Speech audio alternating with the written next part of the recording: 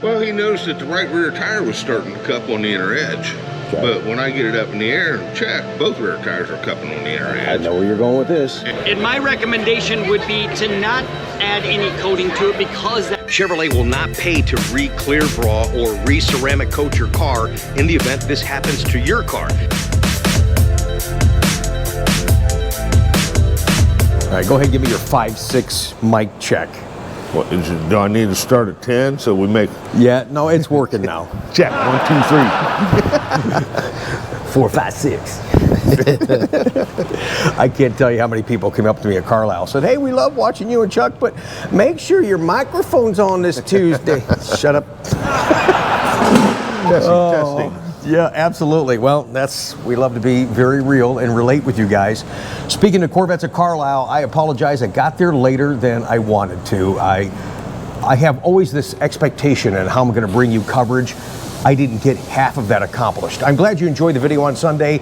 When I see all these sea of Corvettes from all these different years, it brings me back to the many years I've been doing this, and I shared a lot of my memories, a lot of my passion, a little bit of my knowledge. I didn't share enough of the displays, I didn't share the vendors, and I missed a lot of stuff. So next year, we got to get you there some way, somehow. But next year, I really want to be there in the capacity I wanted to be there this year, and that's there for all 3 days with a booth and a presentation and fun, and not miss anything, because there's so much there to see. What a wonderful show, great turnout. Thank you everybody that came by and just said hi. Besides people asking about the microphones being on for Tuesday, and they're on, thank you. I had a lot of people, did Chuck make it? I know you want to bring him to a show. No, Chuck didn't make it, and neither did my kid. So Ricky was going solo. So yeah, again, very real, very relatable to our audience. This is not a TikTok type of show.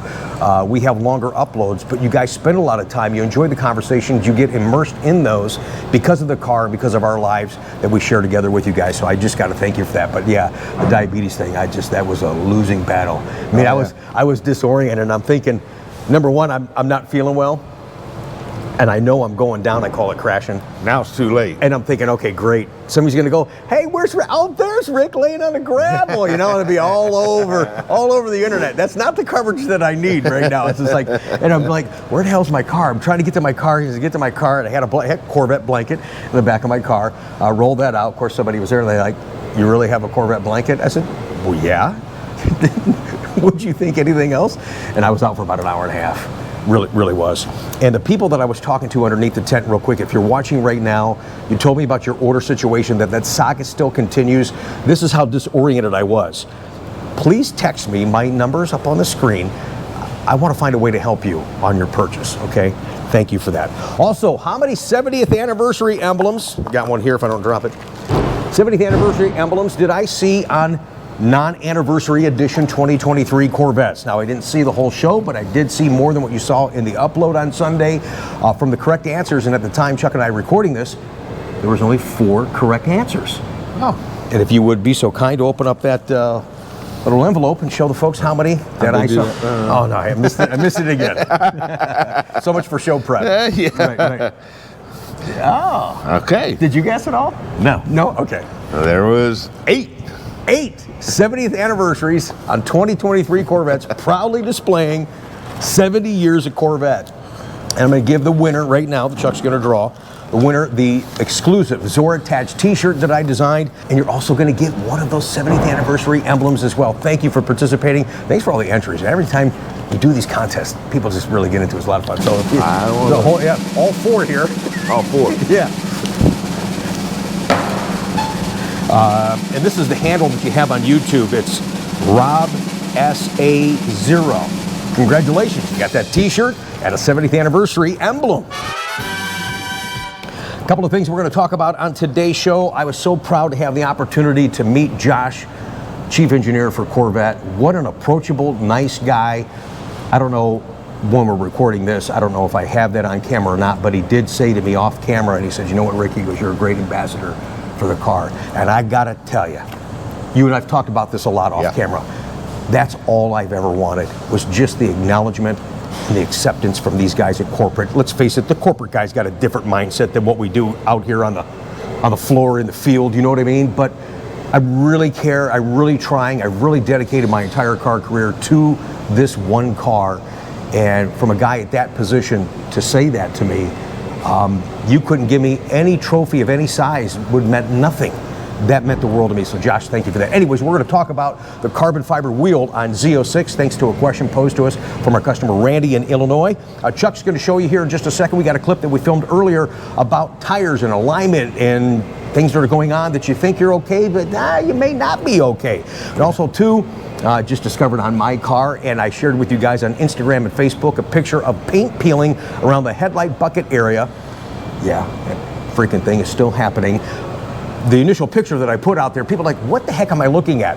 We're going to show you in detail what you're looking at, and is that covered under warranty? That and a whole lot more on today's Tech Tuesday. And don't forget, we're going to finish tonight. I didn't promote it that much, Chuck, and I'm telling you what, we all know that Torch Red is the number.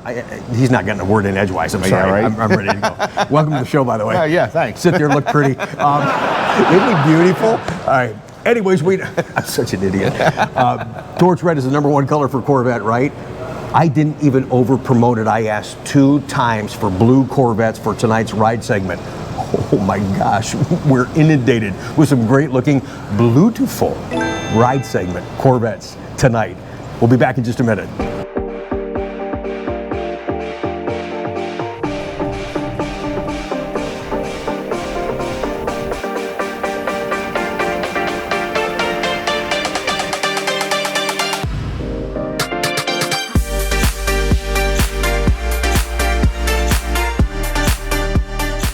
Before you start, I just want to acknowledge the other 3 people that didn't win. DL-LZ6PJ, Charles Pillsbury, 5724, and Chad Collins, 3821. Appreciate the support of the channel and the engagement and the participation. It really means a lot. Thank you so much.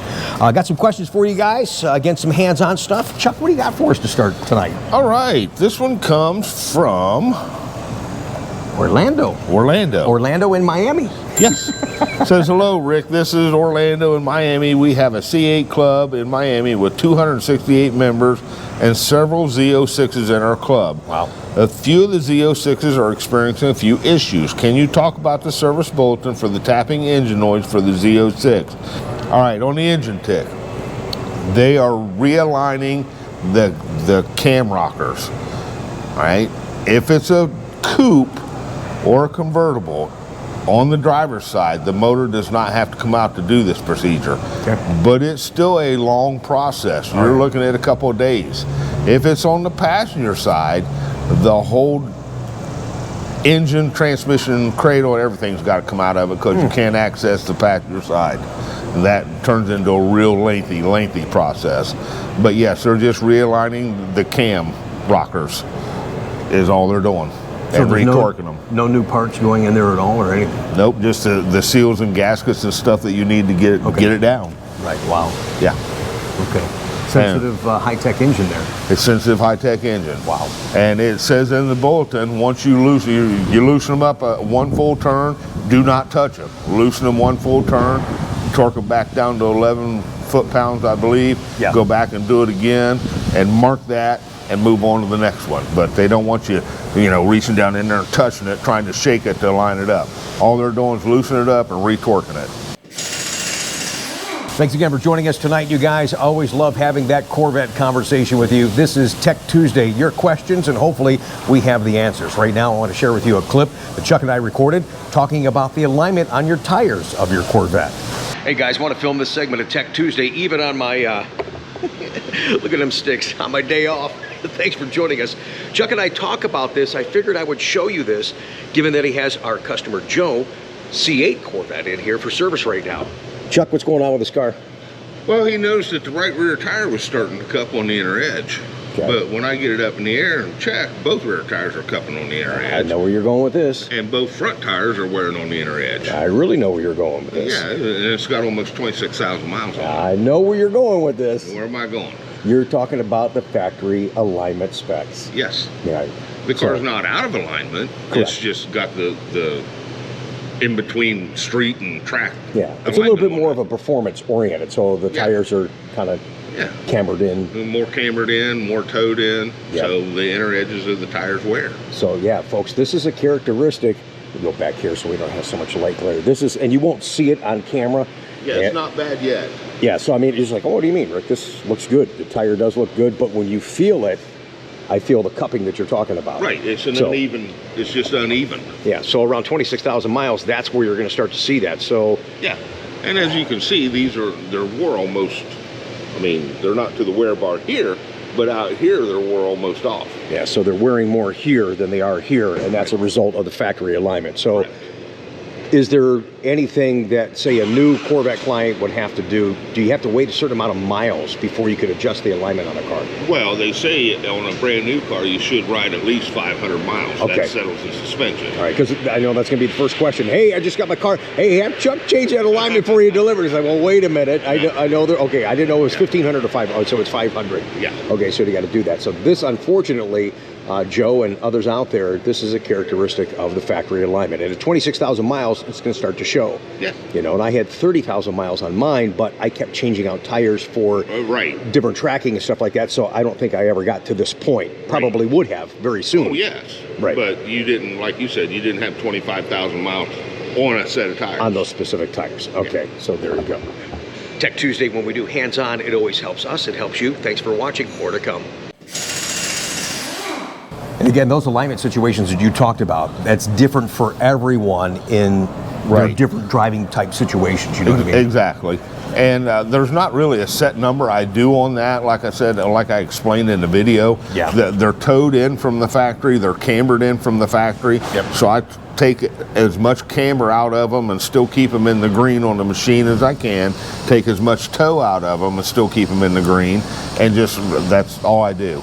Yeah, and for me, for my tracking experiences that really haven't gotten off the ground or on the track yet this year from scheduling, it's just crazy, but I don't do track alignment because I'm not going out there trying to be that fastest guy. I'm going to do the best I can for me, and then that's it. And I don't want to go through the torture back and forth, and it's a procedure. Well, on yeah, these C8s and especially. what everybody has to realize on these Z51 cars, all the closeout panels and everything underneath the car, you basically have to PDI the underneath of the car right. to even get to the adjusters. Yeah. So that's what makes your expense go higher and higher. That's all the labor Yeah. intense. Yeah, talk about the stuff you were talking about just a minute ago too in the Z06.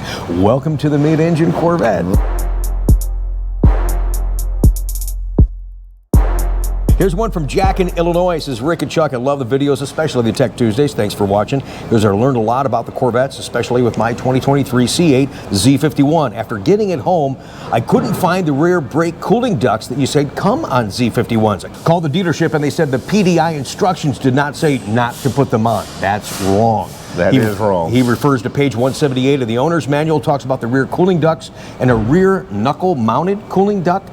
Do the knuckle-mounted cooling ducts come on the car from the factory, Nope. or do they stay on all the time? That's the only thing that's supposed to stay on all the time is the knuckle mounted. It's a rectangular duct that mounts to the knuckle, and if your tire's Oh, it's setting almost kinda this way, flush, yeah. and it's flush, Okay. so the wind just goes by it. Now, if you're on the track, you have the two-piece scoops that come out Right. that you're supposed to put on track use only. Right. You put them on at the track, you take them off when you leave the track, because what they found was happening is debris getting shoved back in this. It goes right back against the brake rotor, and it can catch on fire. Yeah. And it has. Now, what we showed you, I don't know how many episodes ago on Tech Tuesday, he kind of helped me just a little bit. He put this top piece on. Right. That's not supposed to be there, but just the top piece. So when I go to the track, all I got to do is put the bottom piece on, and then it draws that air in that Chuck was just talking about. And So- that's the only reason we did that is because you plan to do a lot of tracking. Right. Other than that, I wouldn't have put these on at all. Exactly. No, just have the little piece that goes onto the knuckle that he's talking about. So there's Yes. still not direct air, but there's still some air getting into that Right. and the travel, but there's no debris that's catching into it because Right. it's flush with the wheel. So I Exactly. appreciate that. Thanks for watching. Thanks for the question. All right. This one comes from, BMW 330 CCI. Yeah, whatever. Yeah, welcome to the Corvette channel. Yeah, hi Rick and Chuck. This is Matt from Canada, Alberta. I have a 2023 C8 that I got last year in July of 2022. Since I got the car, I drove about 800 kilometers. Check engine light came on the vehicle, stuck in second gear. Would not want to shift out of second gear, not even with the use of paddle shifting. Had to stop, shut the car off, restart it again. Now we'll shift from first, second to third. And on after that time, the check engine lights started coming on frequently. There's more, hang on. Yeah. So, took it to the dealer that I bought it from. They scanned it, came up with a transmission code P194F. So they put it on the computer. They programmed it with new software they got from GM. I took the car for a few kilometers, check engine light came back on. I took it back, the same code again. They reprogrammed it again. They did a self-solenoid testing on the computer scanner, and it passed. Then I took the car and drove it for a few more kilometers, check engine light came back on. Now they have to change the valve body on my transmission. I don't know if this is the right way, or can I give you advice, please? How easy is the valve body on the transmission? Do they have to take the whole transmission out, or can they do the transmission in the car? This car has two valve bodies, a main control valve body and a shift control valve body. Main control valve body is on the bottom, the shift controls on the side. Either one can be done in the vehicle. You know, you shouldn't have to take the transmission out to put a valve body in it. Drop it down then. Okay. Right. It says they don't track my car. Have you seen this problem? No, I haven't seen the problem yet.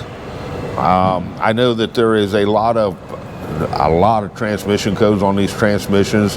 GM's come out with some flushing procedure that's done with no fluid or anything. You just hook up with the computer and go in and manually command it to do certain things, that do flushes, do learning procedures. So it's quite a transmission. It is not like anything else we've ever had. So there's more electronics involved in this transmission, yes, I think, than people realize. Well, yeah, I've never seen a transmission with two valve bodies. Like I said, it's got a main control valve body and a shift control valve body. So, wow. All right, thanks for the question, and thanks for the novel that came along with it.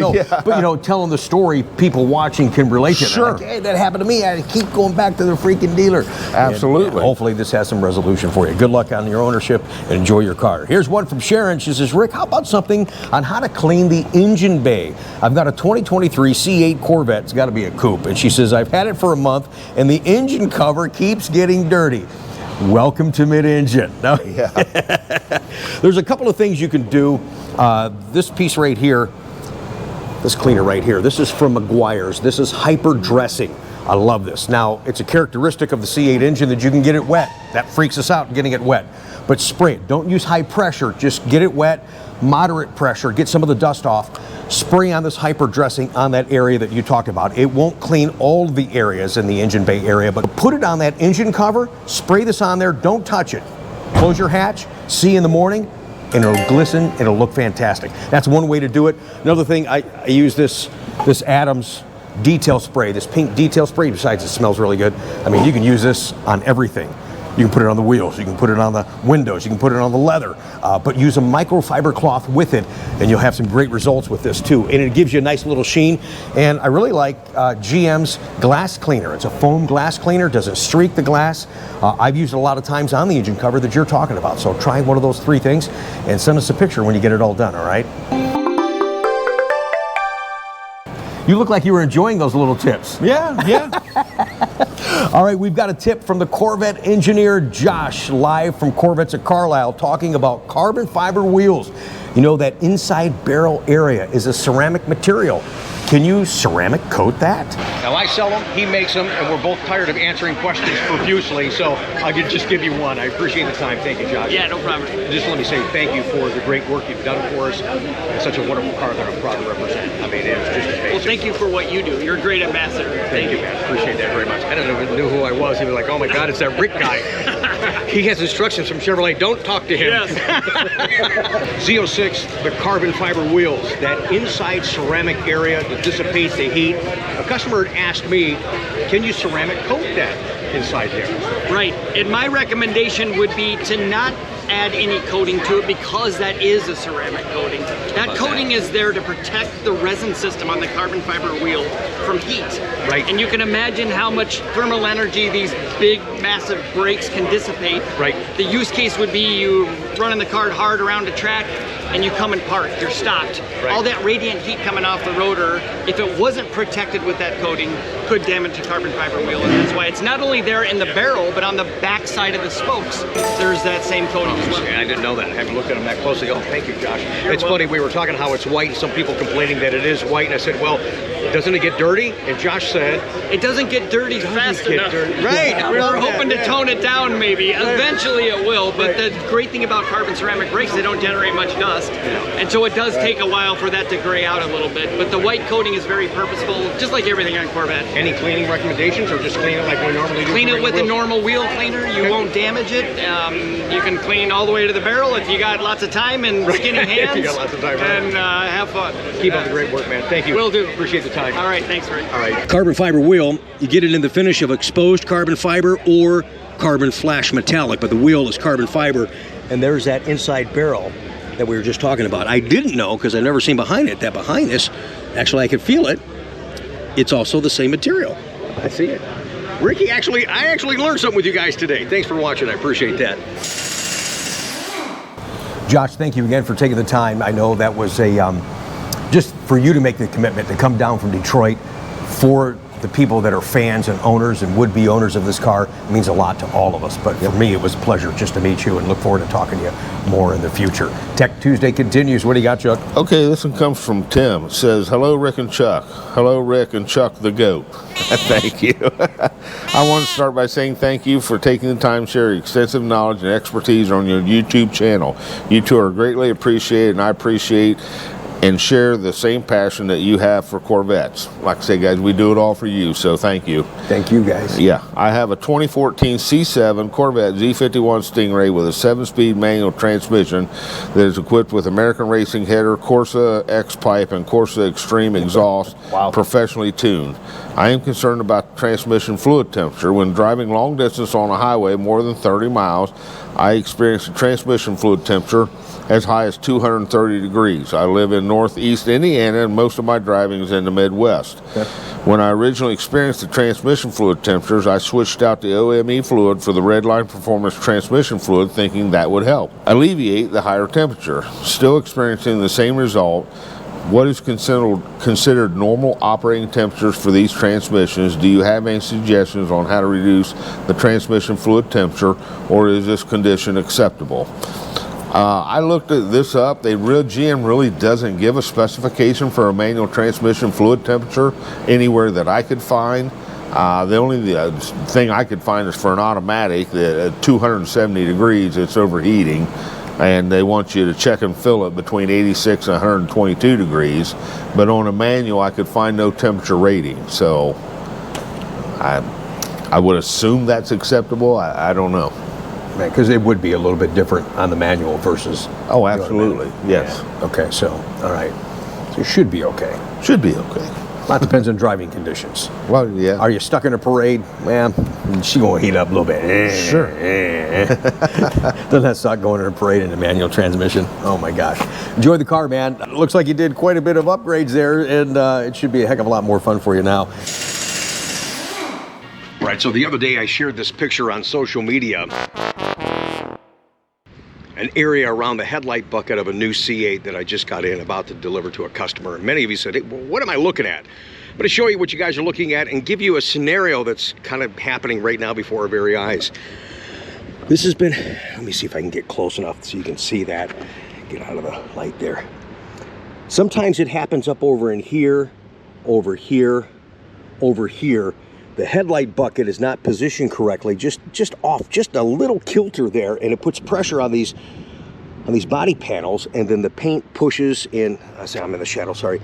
The paint pushes and it chips, and you can see right here and right here. The advantage is it's right inside this seam. We were about to do clear brawl. We're finally doing clear brawl again. The guy that does the ceramic coat for us, Jared, thank you, doing a great job. So here's the blessing in disguise, even though the customer didn't want to hear this. He was so frustrated, still frustrated. And had we not caught this, we did the clear bra. This is going to be a warranty item. Chevrolet will not pay to re-clear bra or re-ceramic coat your car in the event this happens to your car. Chris in Michigan just called me the other night and told me, he says, hey Rick, I saw the headlight thing. It happened to my car. You know, I had a clear bra. Once I got back to Michigan, he goes, GM's not going to pay for the re-clear bra of that.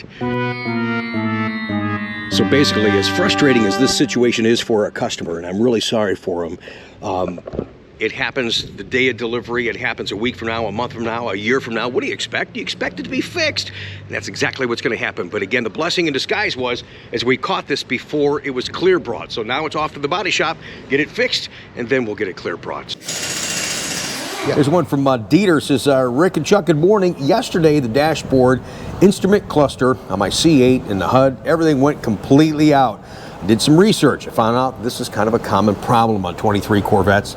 Actually, it's on all C8 Corvettes. Can you discuss this on one of your Tech Tuesday presentations? We have, and we will again here in just a second. Ultimately, the problem was corrected by turning off the car, opening door. Okay, so let me just say, a long time ago, about a year ago, it happened to me. And it was funny, it happened to a customer, and then it happened to me while I was coming back from Cincinnati.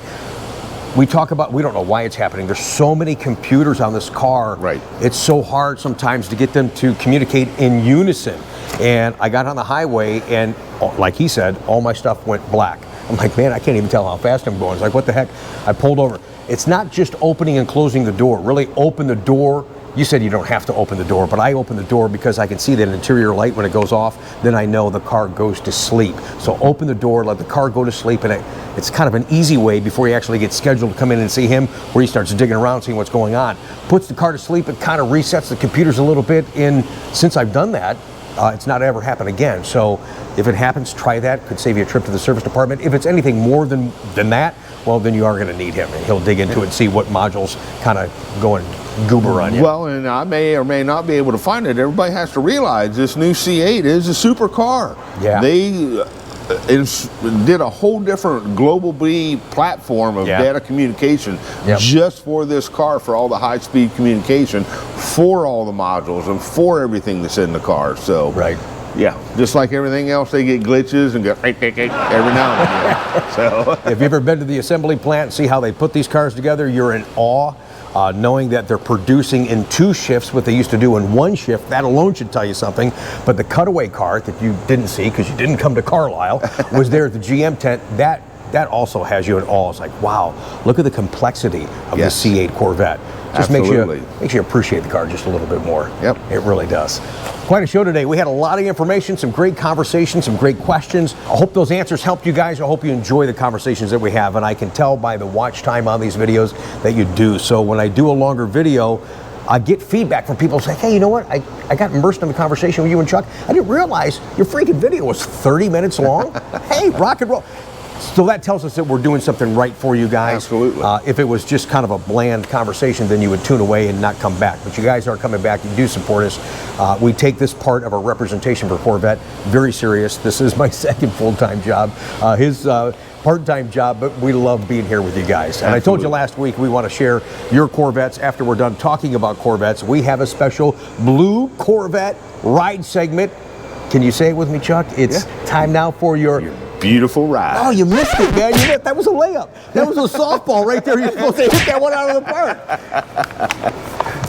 It's a blue beautiful ride. It's time now for your beautiful ride. Can you say, it's good looking cars. Check them out. Yeah. It was a good try anyways.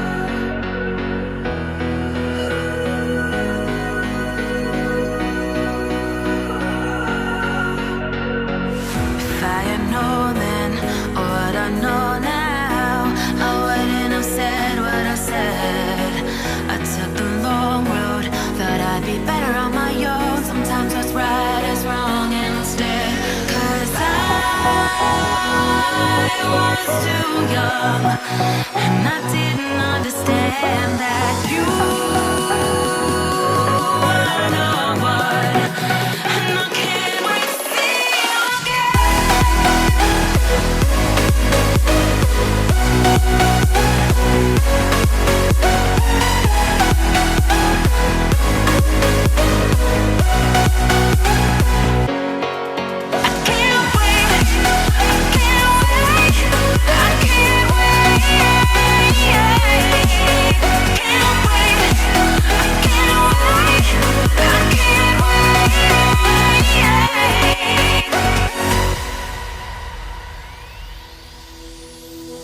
hindsight is fleeting, oh, and your heart's bleeding, and all you can see is red, till you discover it is within each other to forgive and make amends. If I had known then, or what I know now, I wouldn't have said what I said. I took the long road, thought I'd be better on my own. Sometimes what's right is wrong instead, 'cause I was too young, and I didn't understand that you were no one, and I can't wait to see you again. Oh, I can't wait, I can't wait, I can't wait, 'cause I was too young, and I didn't understand that